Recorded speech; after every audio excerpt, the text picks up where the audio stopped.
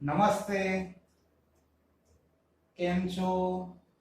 મજામાં ને? તમે મજામાં હોય તો હું પણ એકદમ મજામાં છું.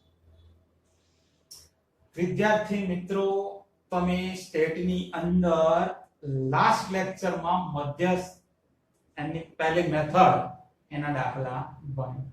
બરાબર? સાચું કહું છું મેં કે તો આજે મધ્યસ્થની બીજી મેથડ. હવે બીજી મેથડ એટલે શું હશે? તો અહીંયા આગળ થોડું ઘણું ડિટેલમાં લખી દઉં ને, જેથી તમને પણ થોડી એવી જાણ થાય. M2. હવે આ M2 ની અંદર કેવી માહિતી આપેલી હશે?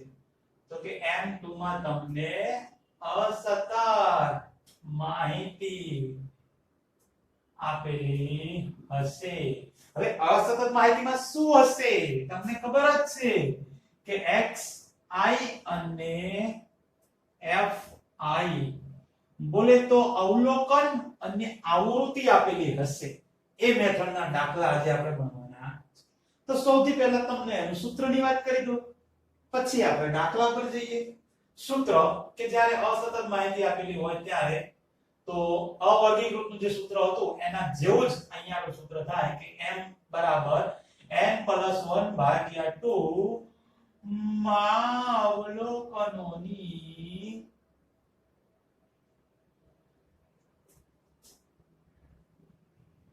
કિંમત. આ સૂત્ર એપ્લાય કરવાનું. બરાબર? અને બીજી વસ્તુ ધ્યાનમાં રાખવાની, આ સૂત્ર તો હશે જ, પણ તમને જે આવૃત્તિ આપેલી હશે આવૃત્તિ પરથી આપણે એક જ કોલમ એક્સ્ટ્રા બનાવીશું, એ CFI. બરાબર? તો આ અવલોકનની કિંમત જે તમને મળે ને એને તમારે CFI માં જોવી પડે. એટલે કે CFI માં જોતા. ક્યાં જોવાનું? CFI બોલે તો સંચય આવૃત્તિની અંદર તમારે. બસ પછી તમારો આન્સર. બસ આટલું કરવાનું છે. ફટાફટ આ આવડ્યું તો હવે દાખલા પણ આવડી જશે. તો ખાલી તમે સૂત્ર તૈયાર કરી દો. ત્યાં સુધી હું તમને કહી દઉં પછી કે બુકની અંદર કેટલા પેજ નંબર પર તમારે આવવાનું છે. એ આ તમારી મધ્યસ્થ 2 સેકન્ડ મેથડના દાખલા છે.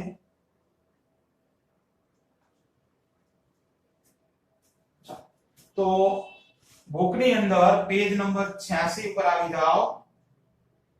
ઉદાહરણ નંબર 20. અને એ ઉદાહરણ 20 ની હું રકમ વાંચું છું. જો તમારી પાસે તો બુક છે, બરોબર, અને ન હોય તો ધ્યાન આપો તો આવડી જશે. પછી રકમ તમારે લખવાની છે કે નહીં. ઉદાહરણ 20 પેજ નંબર 86.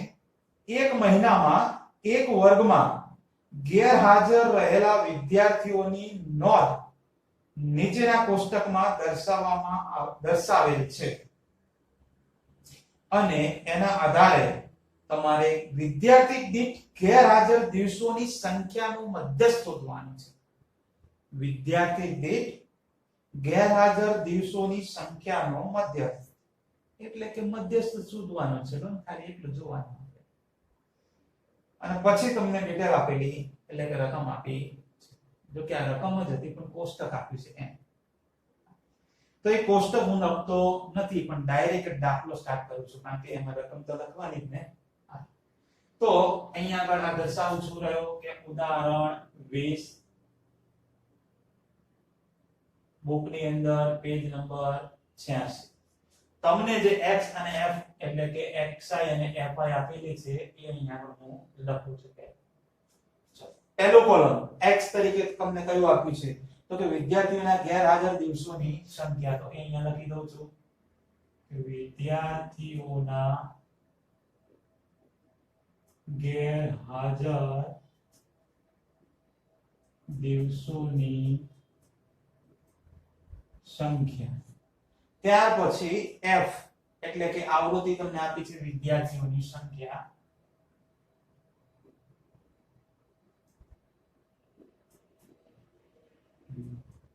આ લખી દીધું. હવે તમને જે કોષ્ટકમાં આડી રકમ આપી છે એને હું અહીંયા આગળ ઊભા કોલમમાં લખું. બરોબર? તો અને ઊભા કોલમમાં લખો ને ત્યારે પણ ચેક કરી લેવાનું આ મધ્યસ્થ છે, સ્થાનીય સરેરાશ છે. બીજી ભાષામાં કહું તો ચાર માપમાંથી કોઈ પણ. ચાર માપ એટલે કયા? મધ્યસ્થ, ચતુર્થક, દશાંશ કે શતાંશ. આ કોઈ પણનો દાખલો ભણતા હોય ત્યારે જો તમને અવલોકનો ચડતા ક્રમમાં ગોઠવેલા ના હોય તો એને ગોઠવી દેવાના. તો અહીંયા આગળ જુઓ x એટલે કે તમને ગેરહાજર દિવસોની સંખ્યા જે આપી છે એને હું અહીંયા આગળ ઊભા કોલમમાં લખું છું એટલે કે xi બાજુમાં fi. ચલો xi વિદ્યાર્થીઓની સંખ્યામાં 0 1 2 3 4 અને 5.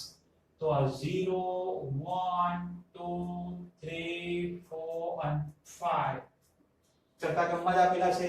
ઓકે વાંધો નહીં.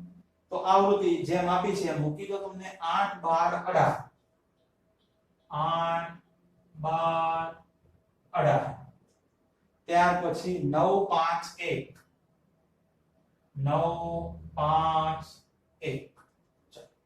આ ચાર માપમાંથી કોઈ પણ માપ શોધવાનું હોય. ચાર માપ એટલે કયા માપ? મધ્યસ્થ હોય, ચતુર્થક હોય, દશાંશક કે શતાંશક. આ ચાર માંથી કોઈ પણ માપ શોધવાનું હશે તો એક જ કોલમ એક્સ્ટ્રા બનાવવાનું થશે. અને એ અગાઉ વાત કરી એમ fi ઉપરથી તમારે આ cfi નો કોલમ એક જ એક્સ્ટ્રા બનાવવાનો થશે. જે તમને બનાવતા તો આવડે જ છે.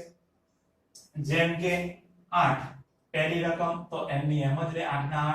આ 8 ની અંદર 12 પ્લસ કરો તો કેટલા આવશે? 20 આવે. આ 20 વત્તા 18 કરો. 20 વત્તા 18 બોલે તો 38 થશે. બરાબર બોલો થાય કે ન થાય? તો ધ્યાન રાખજો. 38 ની અંદર 9 પ્લસ કરો તો કેટલા થશે? 47. કેલ્સી છે સદુપયોગ કરતું રહેવાનો. ત્યાર પછી 47 ની અંદર 5 પ્લસ કરો તો 52 થશે. 52 ની અંદર 1 પ્લસ કરો તો તમને 53 મળશે.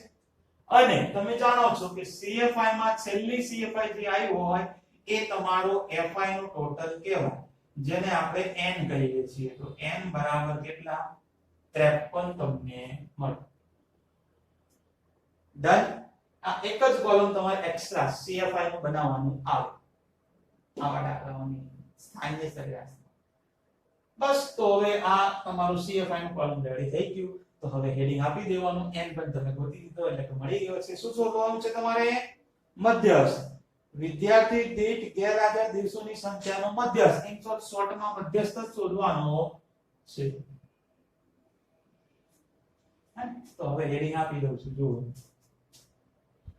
શું શોધવાનું? વિદ્યાર્થી દીઠ ગેરહાજર દિવસોની સંખ્યાનો મધ્યસ્થ. તમે શોર્ટમાં મધ્યસ્થ લખી દો તો પણ વાંધો નહીં, તો પણ ચાલે. સાહેબ ચલાવે તો ચાલે, નકી નો ચાલે. તો આ m નું સૂત્ર m બરાબર બોલો n + 1 ભાગ્યા 2 માં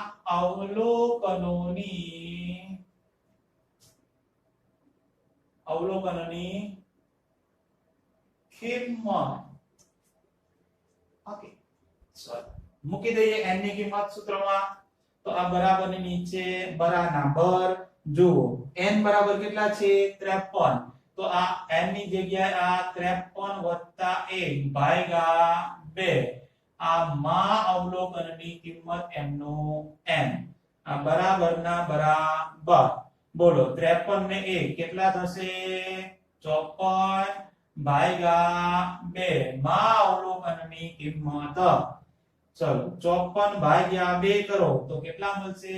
27 માં અવલોકનની કિંમત. બરોબર. આપણે આવું તો અગાઉના દાખલામાં કરીએ જ તો, પણ હવે અહીંયા આગળ તમારી પાસે CFI છે ને, તો એરો કરી એક વાક્ય ખાલી લખવાનું કે CFI માં જોતા. આ 27 ને તમારે CFI માં જોવાનું. એ જે CFI માં આવે એની સામેનું અવલોકન તમારું મધ્યસ્થ કહેવાય. તો 27 બોલો 8 ની અંદર 27 આવે તો કે નો આવે. 20 ની અંદર 27 આવે તો કે નો આવે, નાના છે. તો 38 ની અંદર આવે તો કે હા આવે. 47 ની અંદર આવે તો કે હા આવે. 52 માં આવે તો કે હા આવે, 53 માં આવે તો કે હા આવે.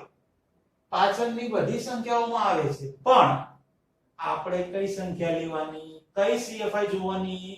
જે CFI પહેલી જ CFI માં 27 આવે એ. તો કે 8 માં નથી આવતો, 20 માં નથી આવતો, પણ 38 માં તો આવે છે ને. તો આ 38 એ પહેલી CFI એવી છે જેમાં 27 આવે છે. ઓકે, પાછળ બધામાં આવે છે, પણ આપણે પહેલી જ લેવાની જેની અંદર આ 27 આવે એ પહેલી. તો 38 ની અંદર 27 આવી જાય તો એની સામેનું અવલોકન એટલે કે આ નંબર કયું આપેલું છે 2. તો તમારો જે મધ્યસ્થ છે ને m માટે m બરાબર 2 અને તમારે m બરાબર 2 આવી જાય તો તમારો જે આ ગેરહાજર દિવસોની વાત કરી છે તો એ મૂકી દેવાનું દિવસો અને સરસ મજાનો આમ ડબ્બો બનાવી દો તો સાહેબ ખુશ થઈ જાય. છે કે એવરું? આટલું જ કરવાનું છે આમાં. મધ્યસ્થના આવા દાખલામાં આટલું જ, બીજું કશું જ નહીં. આવડે કે ન આવડે એકદમ સહેલામાં સહેલું છે. ચાલો વધારે સહેલું બીજો દાખલો ગણીએ તો તરત જ ખબર પડે ને. તો બીજો દાખલો, હવે બીજો દાખલો જે છે ને એ હું તમને ડાયરેક્ટ ગણાવું છું. ડાયરેક્ટ એટલે કે આરજે. બરાબર? તો આરજે નો દાખલો ગણવા માટે તમારે ધ્યાન આપવું પડશે. તો ફટાફટ ખાલી તમે આ વસ્તુ જોઈ લો, ત્યાં સુધી તરત જ આપણે એ આરજે ના દાખલા ઉપર જઈએ.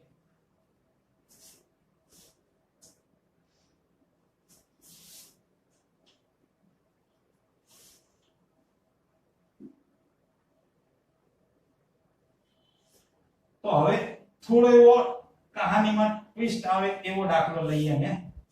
હવે આવા તો સહેલા સહેલા તો બધાને આવડવાના છે, હે? પપ્પુ દાખલાઓ કહેવાય. થોડા એવા ટ્વિસ્ટ વાળા દાખલાઓ લઈએ. આ આરજે નો એક દાખલો હું લઉં છું કે જેની તમને જે રકમ આપી છે એ હું વાંચું છું, પછી મારે રકમ તો ઊભી લખવાની જ છે ને. તો તમને નીચે આપેલ માહિતી મોબાઈલ ફોનની એક દુકાનના દૈનિક વેચાણની માહિતી આપેલી છે અને એના પરથી તમારે મધ્યસ્થ શોધવાનું છે કે દુકાનમાં મોબાઈલ ફોનનું વેચાણ કેટલું થયું એની માહિતી તમને આપેલી છે. વાંધો નહીં, ચાલો તમને જે x અને fy આપ્યા છે એ હું અહીંયા લખું છું. x અને f. x તરીકે મોબાઈલની સંખ્યા આપી છે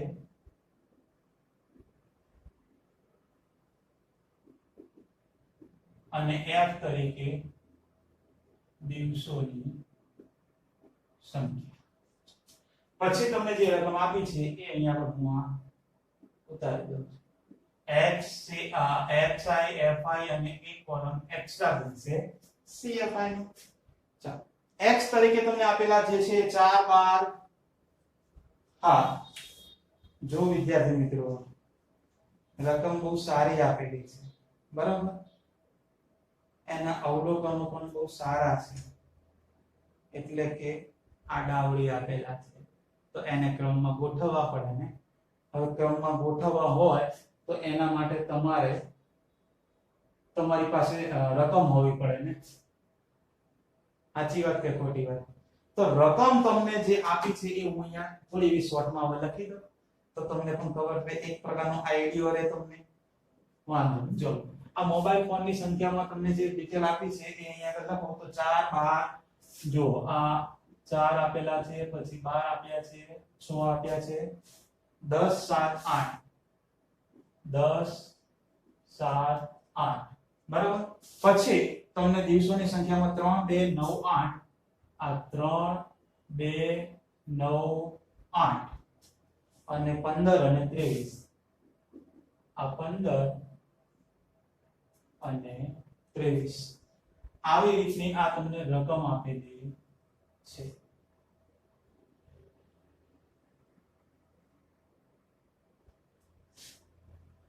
બસ આ રકમ અહીંયા લખીને એટલે તમને થોડો એવો આઈડિયા રહે.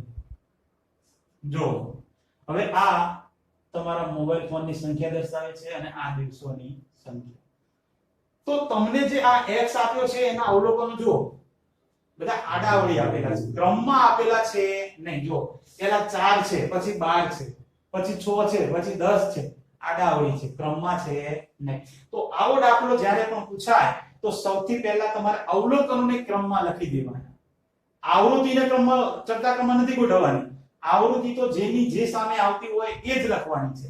પહેલા અવલોકનને આપણે ચડતા ક્રમમાં ગોઠવી દઈએ. બરોબર?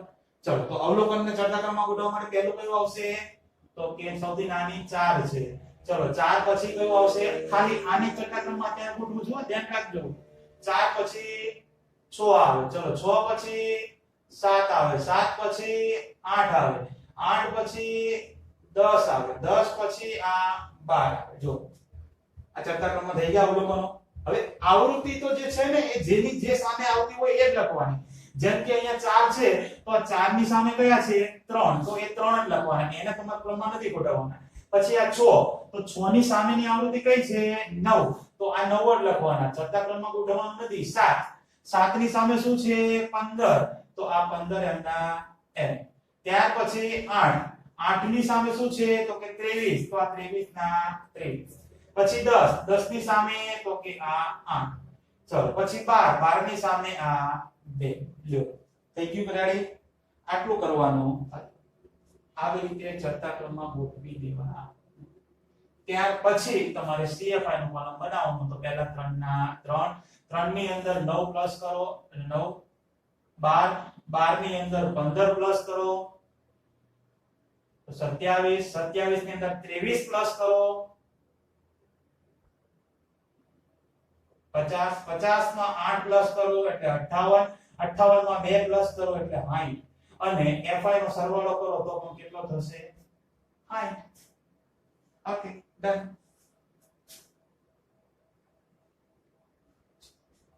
હવે સૂત્ર એપ્લાય કરી દઈએ. શું સૂત્રનું કીધું છે? મધ્યસ્થ. ચલો વાંધો નહીં. તો મધ્યસ્થ તમારે શોધવાનો છે. તો અહીંયા આગળ આ ડાયરેક્ટ જ હેડિંગમાં આપી દઉં છું મધ્યસ્થ. બરાબર? તો મધ્યસ્થને હેડિંગ આપી દીધું. સૂત્ર મૂકી દાખલો પૂરો કરો. m બરાબર n + 1 ભાગ્યા 2 માં અવલોકનોની કિંમત. n એટલે કેટલા આવ્યા છે? 60 આવ્યા છે. તો આ 60 + 1 ભાગ્યા 2 માં અવલોકનોની કિંમત. 60 + 1 એટલે 61/2 માં અવલોકનોની કિંમત. બોલો 61 ને ભાગ્યા 2 કરો તો 30.5 માં અવલોકનોની કિંમત. 30.5 આવી ગયું એટલે એરો કરી લખી દો. શું લખશો? CFI માં જોતા માટે m = બોલો CFI માં જોવાના 30.5 ક્યારે કે કઈ CFI માં આવે? 3 માં આવે નહીં, 12 માં આવે નહીં, 27 માં પણ આવે નહીં. ક્યાં આવશે? એ 50 માં. પહેલી CFI આપણે લેવાની આ 50 કે જેની અંદર 30.5. તો એની સામેનું અવલોકન કયું છે? આ 8. તો એ 8 તમારો મધ્યસ્થ કહેવાય. અને 8 મોબાઈલ કેવો મૂકી દેવાનો. આ દાખલો તમારો બીજું કઈ કરવાનું છે? જોઈ વિદ્યાર્થી મિત્રો છે કે નહીં? એકદમ સારું.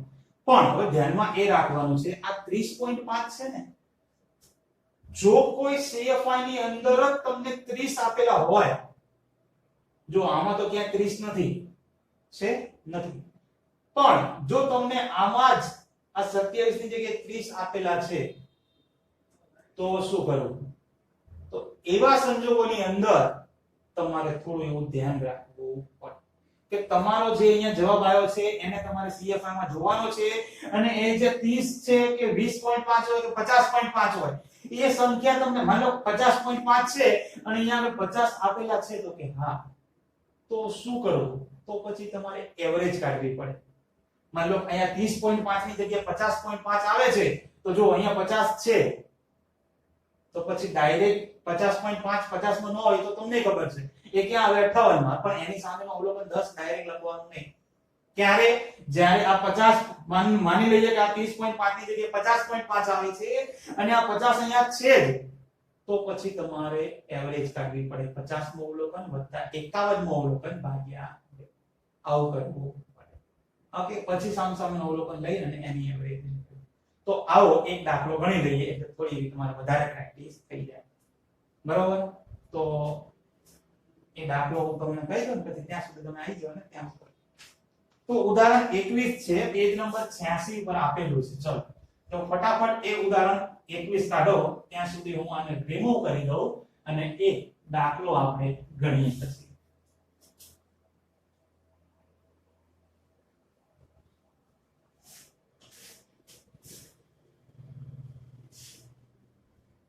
અને એમાં પણ ચેક કરી લો તમે કે માહિતીના જે અવલોકન x આપ્યો છે એ આડાવડી છે કે ક્રમમાં જ આપેલો છે, એ ખાસ ચેક કરવાનું છે.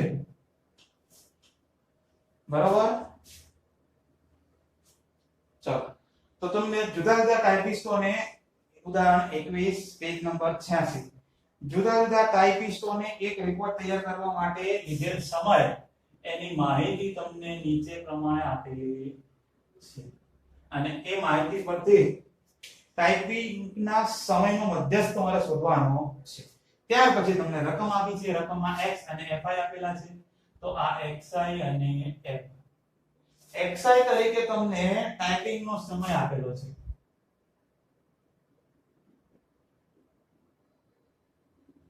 ત્યાર પછી ટાઇપિસ્ટોની સંખ્યા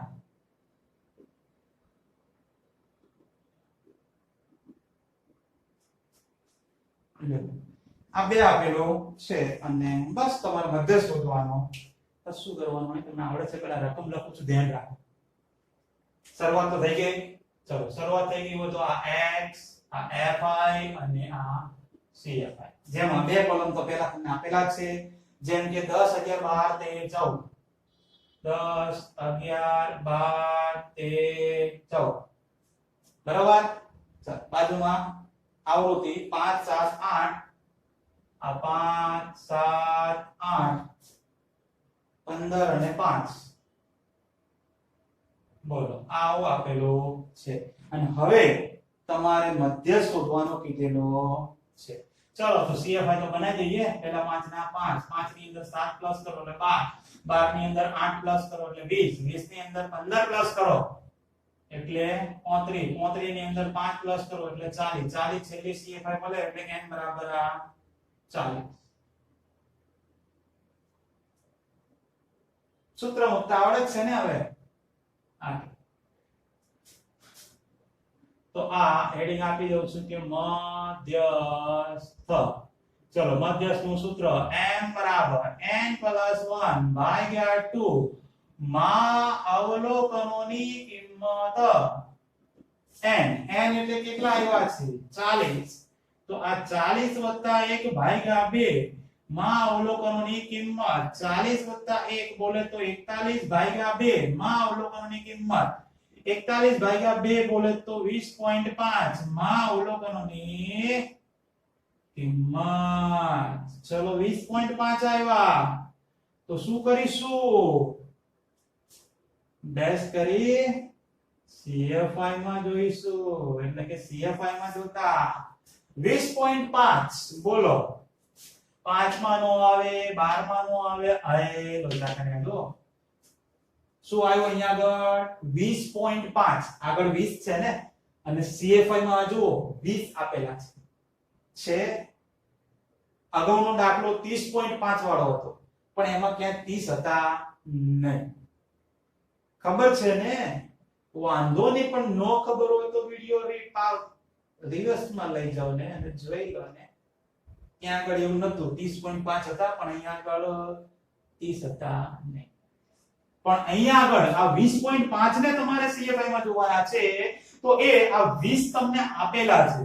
તો આવા સંજોગોની અંદર તમારે એવરેજ કાઢવાની, અને એવરેજ કાઢવા માટે ખાલી ધ્યાન આપો, એવરેજ કાઢી દો. એવરેજમાં કશું નથી કરવાનું. 20.5 જ્યારે પણ આવે ને ત્યારે આ 20 મુ અવલોકન વત્તા 21 મુ અવલોકન ભાગ્યા 2. બરોબર વિદ્યાર્થી મિત્રો? તમારે આ મધ્યસ્થની અંદર 0.5 વાળું જ આવશે. એટલે તમારે માની લો કે 7.5 આવ્યું અને અહીંયા આગળ ક્યાંક 7 આપેલા હોય તો આની વાત કરું છું. બરાબર? ધ્યાન રાખજો. તો 7.5 હોય તો 7મું અવલોકન વત્તા 8મું અવલોકન ભાગ્યા 2 આટલું જ કરવાનું. 12.5 હોય તો 12મું અવલોકન વત્તા 13મું અવલોકન ભાગ્યા. હવે ખબર પડી ગઈ. તો હવે આને આપણે CFA માં જોઈએ 20મું અવલોકન. તો 20 ક્યાં આવે? તો 20 તો છે જ. એક કયું અવલોકન છે એની સામે? તો કે આ 12મું અવલોકન. આ 12 છે તો અહીંયા આગળ આ 12 વત્તા આ 21મું અવલોકન. હવે 21 એમાં આવે? 20 માં તો આવે નહીં, 35 માં આવે. 35 ની સામેનું અવલોકન કયું છે? આ 13. તો આ 13 અને ભાગ્યા 2.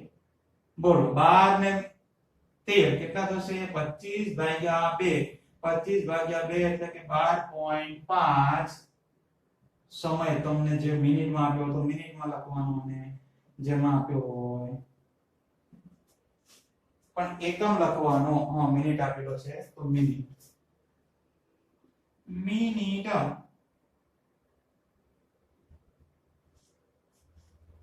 Okay done. છે કે અઘરું આમાં? કશું છે નહીં, પણ ક્યારે અઘરું નહીં લાગે? જ્યારે પ્રેક્ટિસ કરશો. અને પ્રેક્ટિસ કરવા માટે શું કરવું પડશે? આ દાખલા તો ખબર જ છે, બે વખત લખવા પડે, પણ એની સાથે બીજું એક્સ્ટ્રા વર્ક પણ કરવું પડે ને. ઓકે તો તમે ખાલી અહીંયા ધ્યાન આપો, તરત જ આપણે એક્સ્ટ્રા વર્ક પણ આપી દઈએ. એમાં કશું મોં નહીં બગાડવાનું ને.